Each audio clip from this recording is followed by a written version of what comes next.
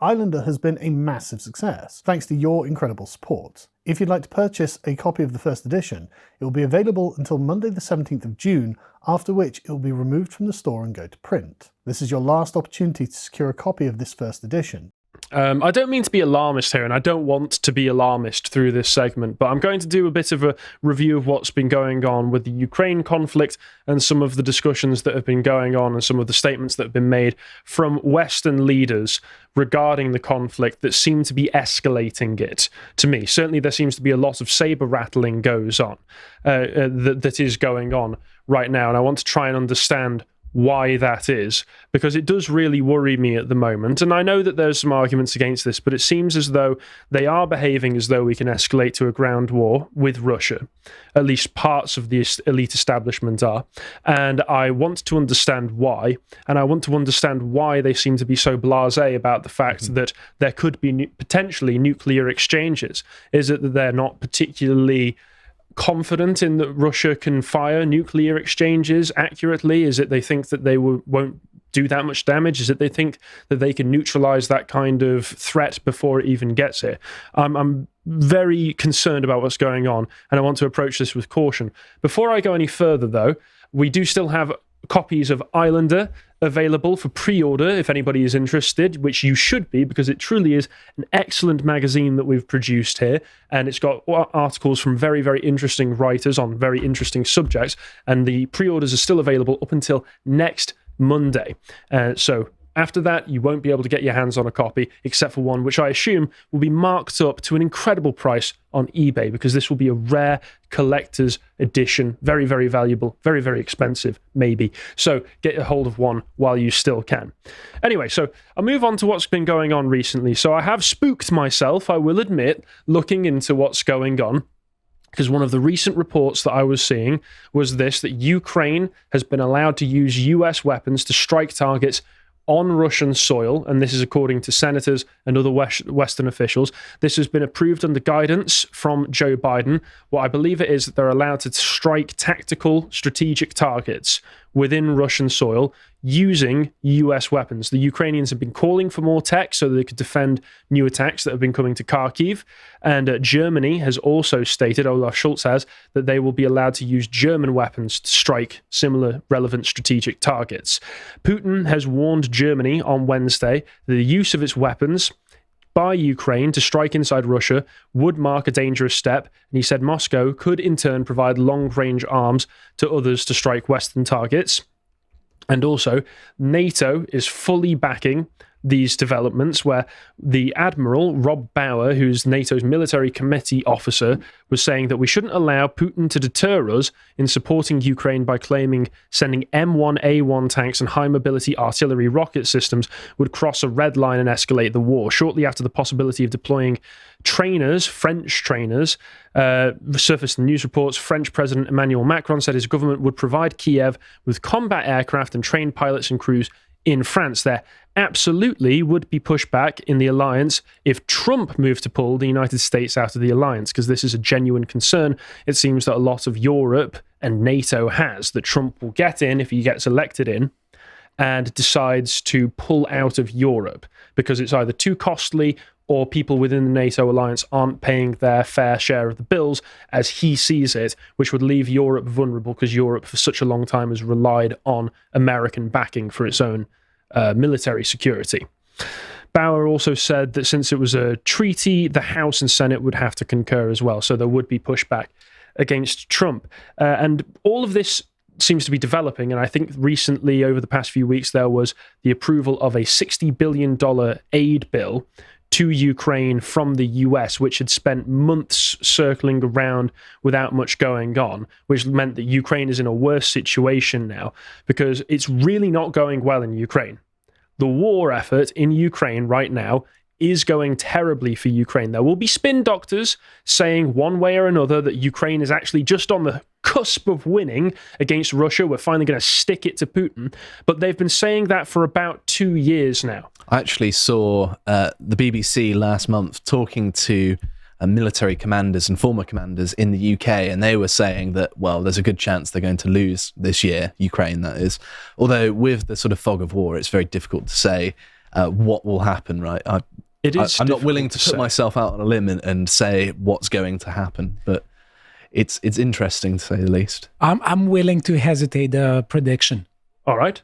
Obviously, I don't know, but I think that this is going to drag a lot for a long time, for many years, because first of all, I think that what Trump says about NATO, he's not going to pull the US out of NATO, because NATO is also aiding the US. It's not only as he tries to portray that the NATO is primarily for the protection of Europe. Obviously, the US is massively gaining from NATO. So that's a given. The reason why he does this is the art of the deal. And it's understandable. He wants to get NATO members to pay for more. Well, of course, that's how it comes across to me. Yeah, so definitely. But I think that when it comes to claims about what is going to happen with the war, you see claims from both sides. They try to portray it as a done deal, either full Russia victory or full Ukraine victory. Both sides have maximalistic expectations because that's where the propaganda is. So personally, I think the war is going to drag for a long time. The US is definitely not going to pull out of NATO. Most probably it's going to be a stalemate, and we're going to go to an antebellum, how do they call it, balance, after post-war understanding. And fundamentally, I think that the West is not going to leave Ukraine, because at the end of the day, it's a matter of prestige. All the economics is just aside. It's what most people think. But as far as the leadership is concerned, if you can't hold your alliance, and if you send the message to your alliance that you can't defend them, your prestige is massively harmed. And this is going to massively affect. So I don't think that even a Trump-led US is not going to But we stop. were not allied to Ukraine. We've got no obligation to them. Yes. No, I'm not saying... I think by this point we have pretty solidly shown, even if it's not necessarily... It's not formal, even if it's not formal, that we are clearly aligned on the side of defending Ukraine's sovereignty, whatever that may mean at this point. But in doing so, we've completely devastated Ukraine by trying to expand NATO to Ukraine to the point where Russia, took its special military operation, police action, whatever it did. We've devastated Ukraine to the point where, as I said, carrying on your point about Trump and NATO. No, I don't think that he'd want to pull out of NATO. You are right that he's trying to get people to pay up their fair share of the bill as he sees it. But I do think that he is much more willing to speak peace terms than Biden is, and the Biden administration is. And he is not happy about the money that is being spent. Trump would not be very happy about seeing all of that money continually going over to Ukraine, especially when he is considered, by American terms, an anti-war candidate. You could say part of his whole reputation from 2016 through 2020 lies on the fact that he didn't start any new wars. I think you're correct, and I think he's way more willing to negotiate a kind of peace deal. Yes, but I think that would probably be best for everybody if we did. One thing to note, because I have friends from both sides, and I haven't spoken about this for a long time, and purposefully so, but I want to say one thing, that a lot of Ukrainians don't see it that they have been ruined by the West. And I had a lot of Ukrainians really don't, they much rather have a devastated Ukraine that isn't Russian occupied than have a Ukraine that isn't devastated but is Russian occupied. That's just what I'm being told by some people. This has nothing to do with other sides, what is the West involvement on the war. I'm just saying what I'm being told by people from both sides. That's absolutely fair. But of course, as far as I'm concerned, there comes a point where you have to accept and acknowledge a lost cause. And it seems that our leaders, from the saber rattling that I'm reading, are not willing to accept that, and are on some level willing to escalate it further to avoid losing face in the way that you're describing. So at the moment, this is one of the more recent reports, is that Ukraine is short on ammunition, which is mainly artillery shells and air defense missiles. The average age of frontline soldiers is 43 years old. And draft dodging amongst younger people who are coming up to conscription has become a very big problem, and they're very short on manpower, soldiers. When the war first broke out, 650,000 Ukrainian men of fighting age fled, and that's been over the past 2 years as well. Metro stations have police mounting document checks looking for draft dodgers. People are getting knocks on their doors. People are getting press ganged into it who are up for conscription. A lot of people are trying to dodge it. And there's a statement in this article here from an official saying this is becoming a real mess in, I think you told me that it's pronounced Lvov. I think Lvov, I think. LVIV, so you might want to correct us if that's wrong. People are buying apartments but not signing a purchase agreement to avoid it being formally registered, or they register it in a friend's name because they're afraid later it could be confiscated. Others are emptying bank accounts in case legislation is approved and their money is frozen. And all of this is to avoid having to go out onto the front lines, because at this point, after 2 years, a lot of people, as far as I'm aware from these reports, know people. There was a report in The Economist a few weeks back talking about people who knew their friends had gone over to fight in the front lines and had either died or been horribly wounded, come back, not able to serve anymore. After 2 years, you get that initial burst of patriotism, that desire to defend yourselves. But after 2 years, it does start to grind people down. Well, the reality of war sets in, isn't it? I've told you before we started shooting that I've lost communication with a friend. Yeah, I'm really sorry. She went to fight, and we've lost contact. Yeah. Yes, and then you see what's going on over here, and here's an interview with the insane madman Emmanuel Macron. Now, this might not matter as much going forward because I know that he's just put up a snap election following the changes that happened in the EU elections recently. Although being president, as far as I'm aware, his position is not up for election until 2027.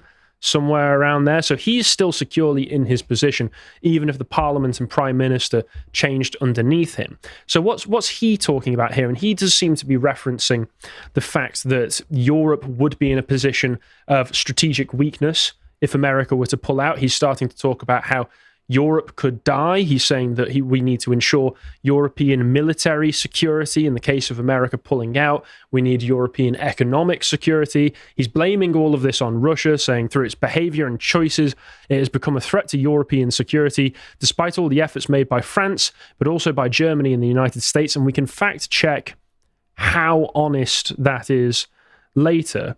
But of course, he's basically saying that if Europe doesn't get its act together, create some kind of military, and immediately go and assault Russia to a certain level, then we will all be in mortal danger. When it seems to me that this idea that if Ukraine falls, the rest of Europe is just a sitting duck is somewhat overstated. Because if Russia really had the kind of power to be able to take on the rest of the mainland continent, they probably would have flattened all of the areas they were after in Ukraine in about 2 weeks. Yeah, it's a load of nonsense. That argument is ridiculous. It's just meant to make people afraid so they support the proxy war, isn't it? That's the whole purpose of it. It's not actually factual. And the idea that Europe, as it existed historically, or even as existed now, could be united and empowered under a former investment banker like Emmanuel Macron, who is somebody who has gone quite a long way for opening up the borders. He was a big supporter of Angela Merkel in 2015, 2016, when she opened the floodgates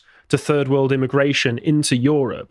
The idea that he's somebody who doesn't even really believe in a European identity being specific to the people who have existed here historically. Pushing, I believe, along with a few others, to get basically an EU army, a common army made, where each member state contributes soldiers towards a military, and that is just further undermining the division between the countries, as in the actual borders, and it's trying to create this homogenous blob of sort of Central or Western Europe. But even then, I mean, it doesn't seem to me that he really believes in like individual European identities outside of I've got a piece of paper saying I'm French, I've got a piece of paper saying that I'm German. So he goes on later in this interview to talk about the threat of nationalists, saying that I'm a patriot, I love my country in Europe, but the best way of building together is to have as few nationalists as possible.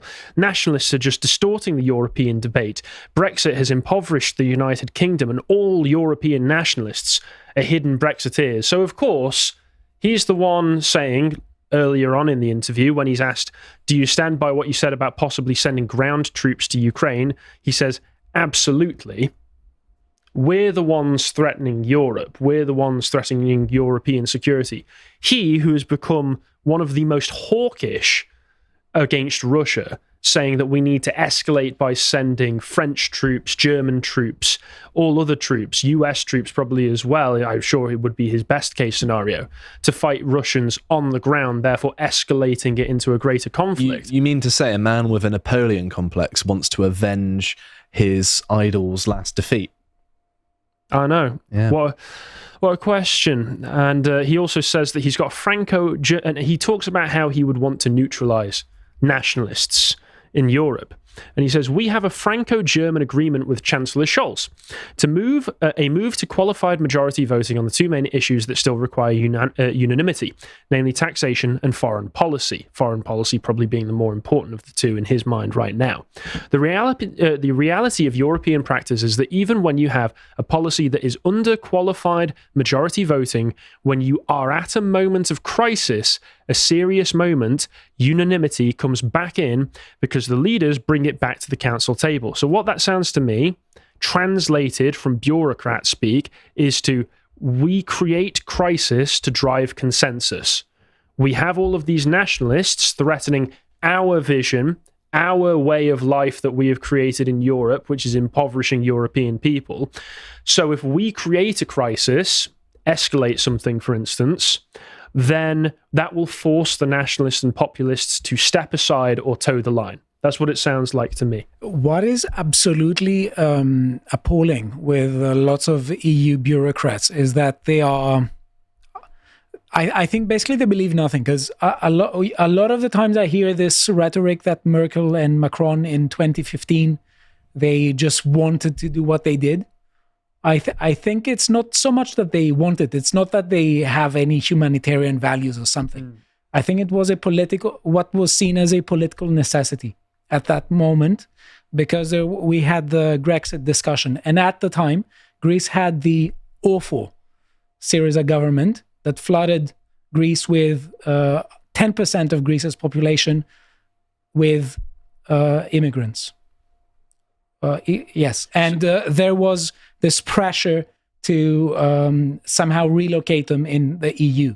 So Merkel didn't just wake up one day and they said, okay, we are humanitarians. It's not that they did it because they want. It's just amoral politics. This is an easier way to manage. This is an easier way to manage. And what is absolutely wrong about this is that what they are doing is that obviously they care for the next re-election period, but also they draw up their plans as bureaucrats, and they have completely given up on the idea of the nation state.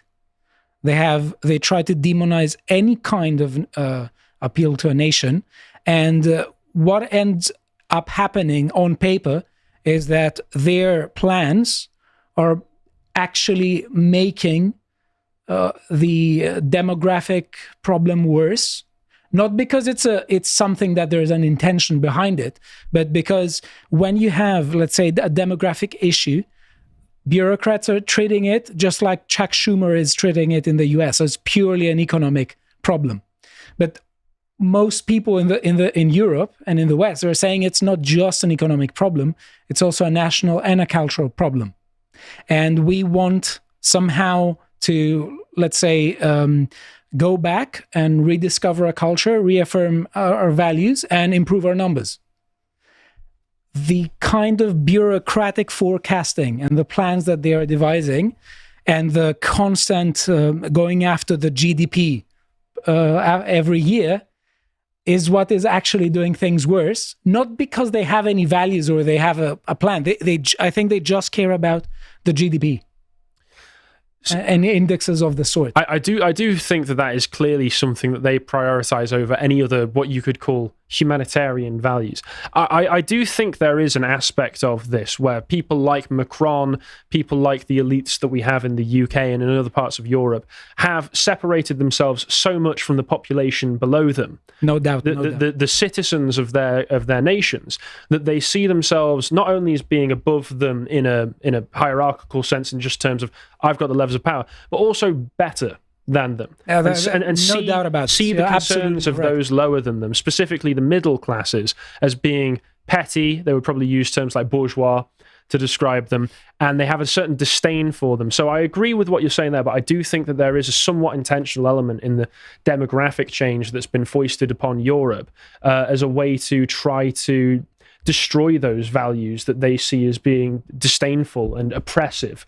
to a certain extent. I think on a certain extent, these people have drank the Kool-Aid of their own insane ideology. But if I carry on, so Russia, of course, in response to this, said, well, if we find French troops, we're going to shoot them. It's simple as that.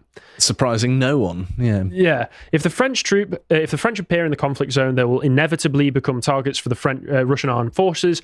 It seems to me that Paris already has proof of this. Zakharova said Russia was already seeing growing numbers of French nationals among those killed in Ukraine. Russia said on Monday it would practice the deployment of this is from last month, by the way, of tactical nuclear weapons as part of a military exercise after what Moscow said were threats from France, Britain, and the United States. And regarding Trump as well, it does seem that parts of the US security state are trying to do what they're calling Trump-proofing Ukraine aid. They want to make sure that if Trump gets in, that he won't be able to reverse the escalation, and they won't be able to reverse the commitments that the US has made to Ukraine in prolonging the conflict. Considering taking over NATO is considering taking over the Ukraine Defense Contact Group, the US-led group of nations that coordinates military aid deliveries to Kiev. It's also looking to establish a 5-year aid package to Ukraine worth more than $100 billion, alliance officials confirmed to SITREP, with NATO Secretary General Jens Stoltenberg pitching the effort to the allies directly. So that does seem to suggest what you were talking about earlier, that they want to extend it for as long as possible, that it will drag on and on and on, because for whatever reason, there does seem to be a lot of pride and there does seem to be a lot of investment put into the Ukraine conflict and making sure it goes on. And foreign policy here just says that much of this effort centers on future-proofing the alliance and Ukraine's security if Donald Trump wins a second term as US president. And if you want to learn more about how the conflict started, we've got videos on that when it first happened, but also an excellent source of information for this is any discussion that Professor John Mearsheimer has had on this, especially with Judge Napolitano, sorry. I know. Very interesting discussions that the two of them have together. So some of this discussion, what they were discussing was that the US equipment that's been approved to allow targets to be hit in Russia is operated using particular codes, strategic and confidential codes that the US aren't just going to release to Ukrainian officials. So in all likelihood, when they are making strikes using US equipment, there are US men with those codes operating them. But I've heard from a number of different independent sources that there have been Westerners, so, Western European countries and Americans in combat roles since the beginning of the conflict. It's been kept under wraps and it's sort of emerging now as it's been going on. But it's been something that's been going on, and I don't think it's something we should really doubt or even be surprised by. No. That perhaps it's more expansive than we've been led to believe. I wouldn't be shocked. And again, none of this is to say that Ukraine should not be able to exist as an independent and sovereign nation if that's what it is able to do. I'm not saying that the people who have sacrificed their lives in Ukraine on the Ukrainian side should have been able to sacrifice them in vain. What I'm saying is that our leaders in the West seem hell-bent on one level or another escalating and prolonging this conflict for as long as possible. And the only thing that you need to do to confirm that this seems to be the intention is to go back and look at what happened in the months following the beginning of this conflict. Now, this is an excellent article from the Foreign Affairs written by Samuel Charap and Sergei Radchenko, where they analyze the peace talks that were initially going on in the months following the conflict's beginnings, where they examined draft agreements that were given by both sides. They conducted interviews with the participants and government officials. They've reviewed interviews and statements that have been released since then and developed a full timeline of the events. Now, I won't go over all of this, but I'll read some of it and try and give you some of the main points because we're running out of time now. So it was only a few days after the war started that Moscow was starting to look for agreement between the two countries.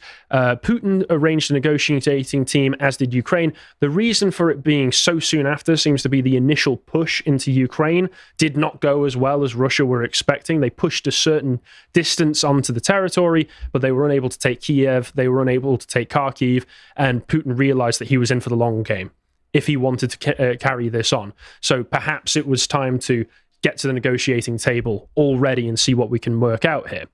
They exchanged demands and draft agreements over an immediate ceasefire, humanitarian corridors, etc.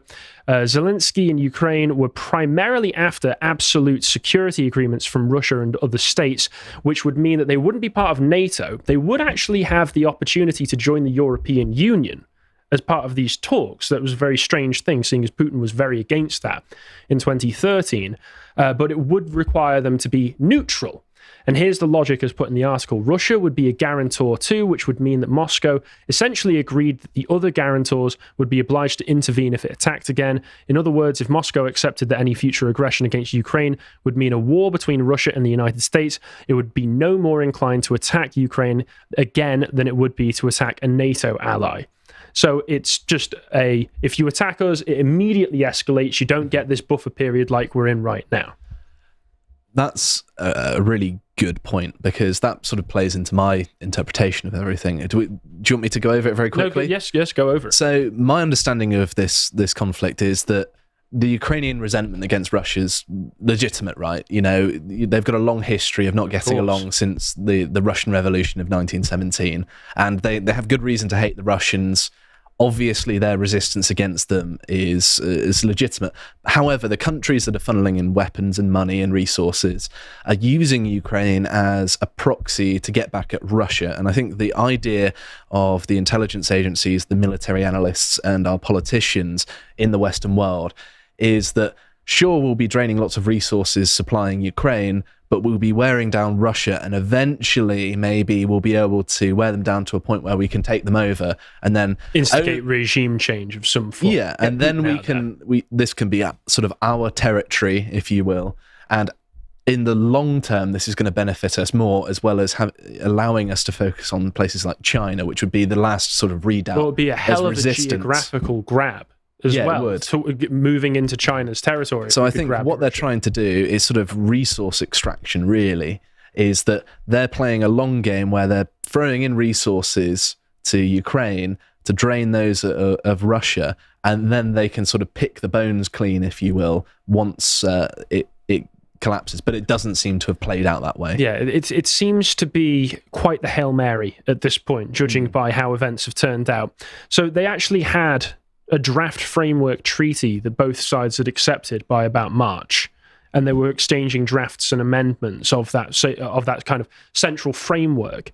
And they laid out certain provisions. If they had been attacked, what would happen from the guarantors? What would their obligations be?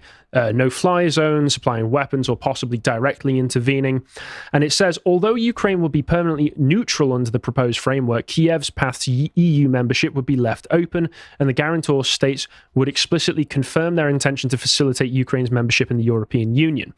And the communique, they say here, also includes another provision that is stunning in retrospect. It calls for the two sides to seek to peacefully resolve their dispute over Crimea during the next 10 to 15 years, which just goes to show that, to a certain extent, this must have been relatively quite serious in terms of the peace talk. If Russia was willing to put Crimea on the table and say, we can negotiate this if it means that we can end this conflict early. Mm-hmm.